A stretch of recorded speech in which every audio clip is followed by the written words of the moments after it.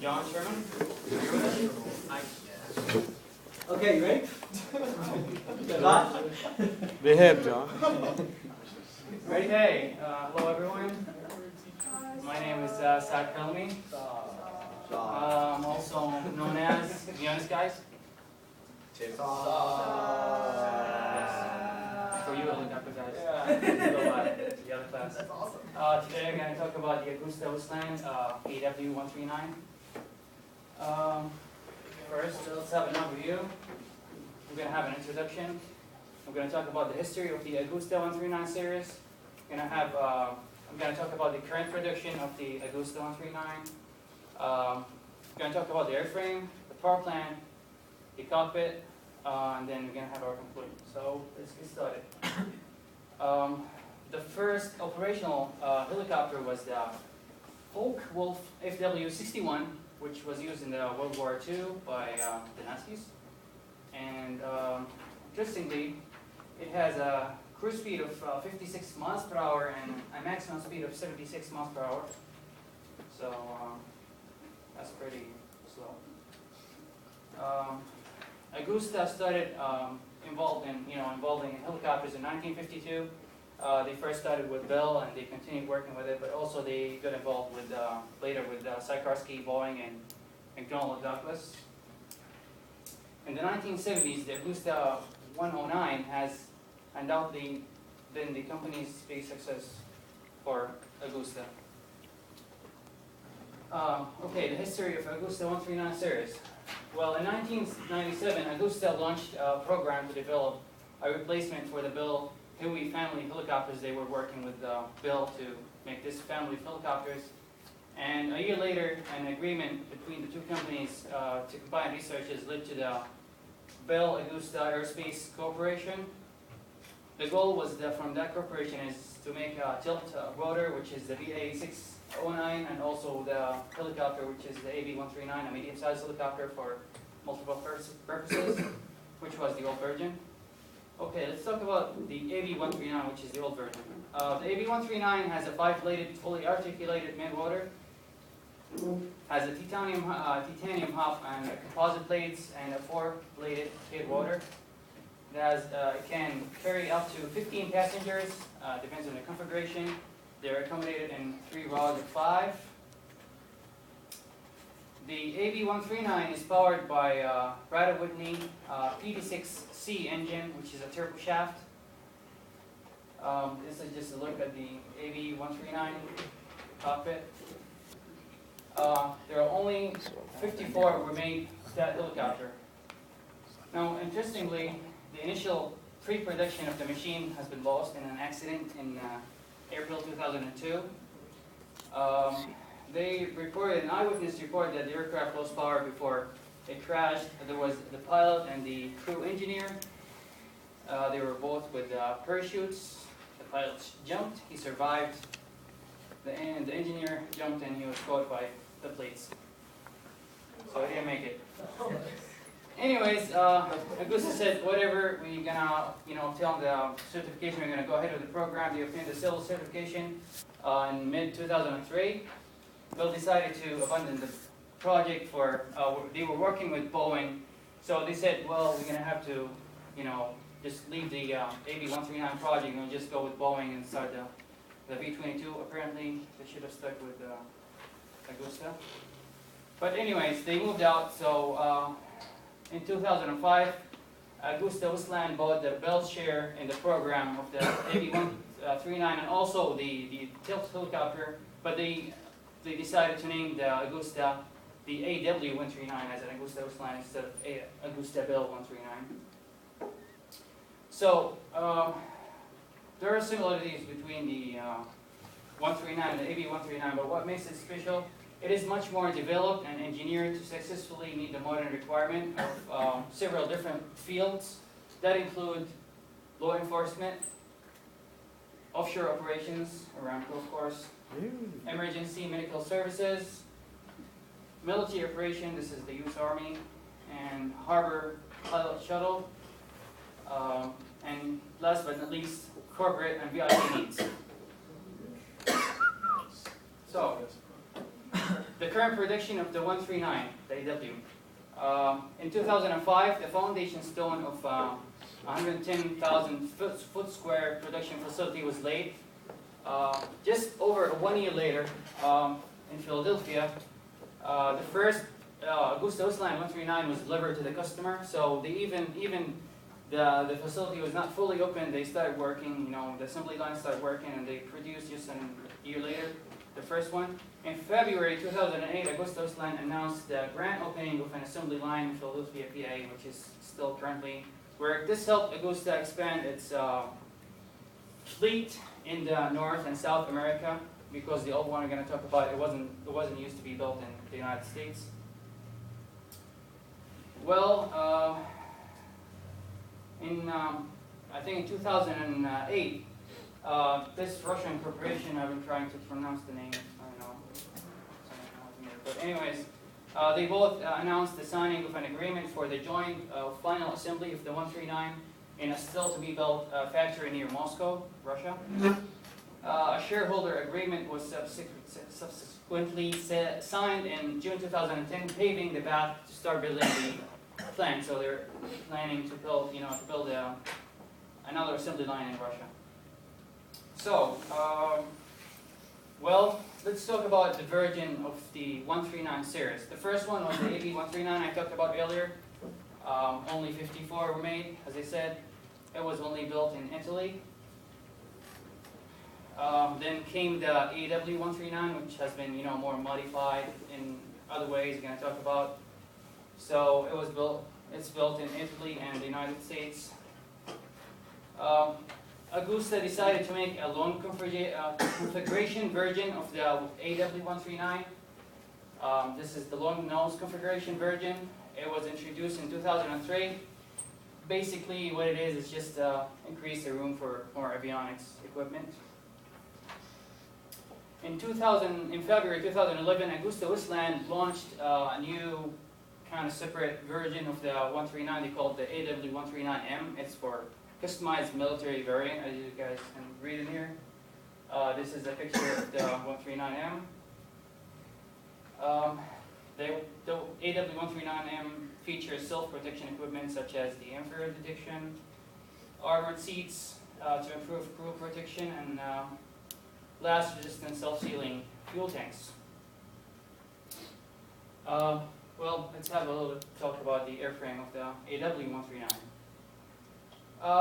As the AW139, they share a lot of similarities. As I said, it has a fully articulated main rotor with 5 composite plates, a fully articulated tail rotor with 4 composite plates. The tail rotor is canted for better ground clearance, so it's not really low.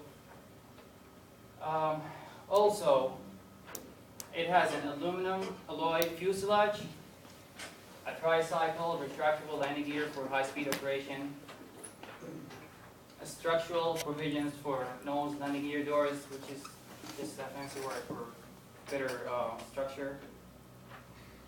A fully crash-worthy system. Basically, what this system is just absorbs the energy in case of an impact, in case the helicopter drops, so it can save the crew inside. It just absorbs the energy of the impact. The AW139 comes with icing protection system, but you have to pay extra for it. Okay, the power plant. As I said, it's powered by the PD6C-67, a Pratt & Whitney engine, turboshaft. Okay, it's powered by that engine. It's a turboshaft. It has 2 independent, fully authority digital engine control system FADEC, so it has 2 of them totally independent.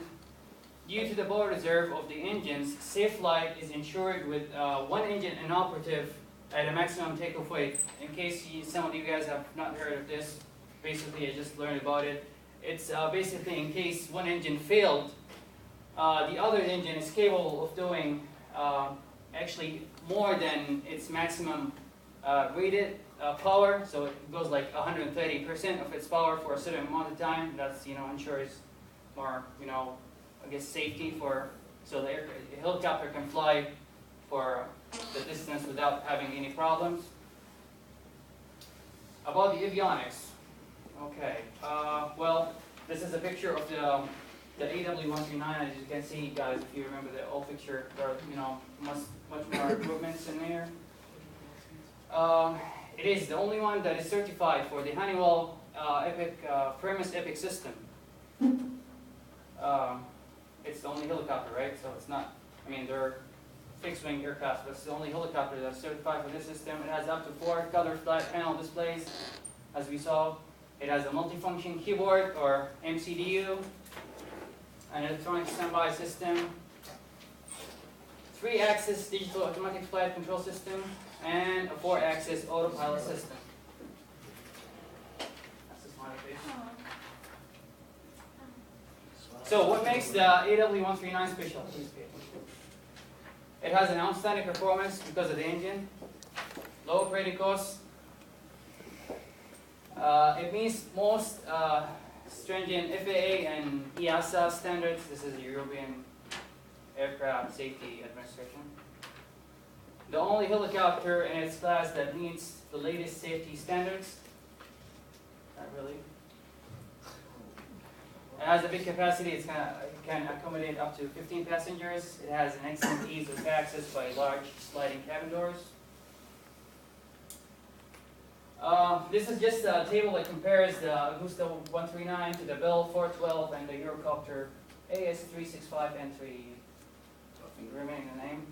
As we can see, the 139 is better than demo. Okay. And then there is the tail boom issue that I wanted to talk about in here.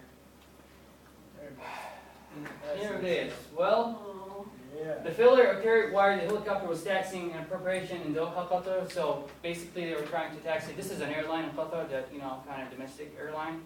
They were trying to taxi out, and luckily, before it took off, well, the tail boom just cracked and shattered, and everything went bad. That was in September 2009. So at that moment, the FAA and the EASA administrations, they took the thing seriously. They took the Agusta and everything. And actually, interestingly, Saudi Aramco was waiting on a second phase of a contract between Agusta. They were ordering about 16. They received some. They were expecting the second phase with 9 helicopters. So they issued a written notice to Agusta that we're not getting the second phase. We're not getting helicopters until this issue gets solved. So everything got it seriously. Agusta said, we promise you we're going to fix it.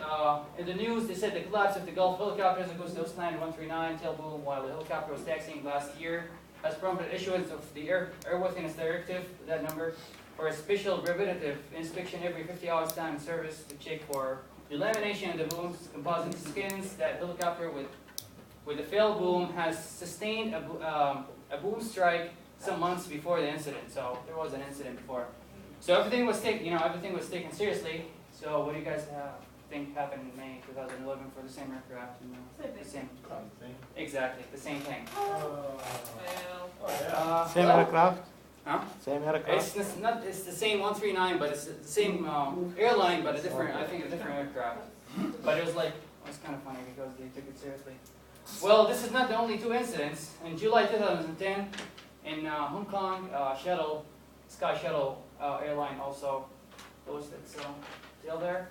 Even after they were doing their inspection? Yeah, actually there was 4 accidents during the period, even after the AD was issued. It's an engineering problem then. Well, I have here that Agusta assured customers with helicopters in order that it will deliver them with a newly designed boom starting in April 2010. So all these time, problems should have been solved. This is another thing. This is I guess the worst crash because it actually took off, and then the tail kind of slipped off. So it actually had a hard landing, as you can see from the tires. And this is the tail somewhere else. This is June 2011. Okay, let's have our conclusion here. The AW139 sets a new standard in the class of medium-sized helicopters.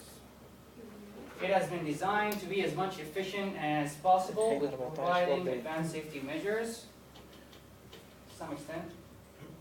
The $20 million AW139 medium twin has been a strong seller. Do you remember how much was your bill that is coming? They didn't say, but somewhere around there.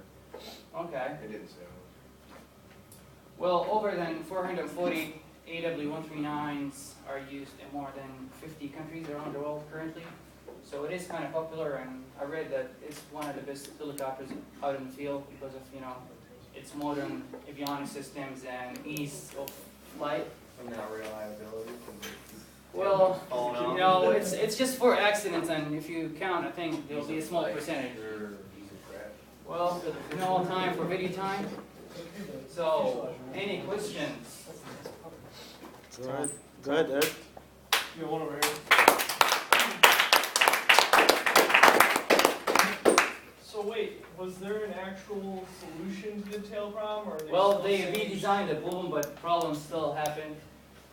With the new With the redesign. new redesign, problem happened, maybe less frequent, but still happened, I mean, like 2 or 3 times after that. They haven't grounded the fleet yet? No, they just issued the AD and, same they said, you know, there's no way of finding what the problem is so we can ground the fleet, so. Do they have an avionics problem? I'm pretty sure they do, yeah. As far as I know, I've worked with the aircraft for like about a year in Aramco. It's a very nice helicopter. I like it. It's more advanced, but it's not the most dependable one. We had a lot of problems. We had to do a lot of alterations to the aircraft. Actually, I mean, I remember monthly, or I mean, even every 2 months, we had to, you know, get a letter from Agusta that things had to be done, panels had to be cut in half, and things that we cannot get access to. So they're still working on, you know, making it better. But I think it's a sweet helicopter. Okay, thank you. Thank you, sir.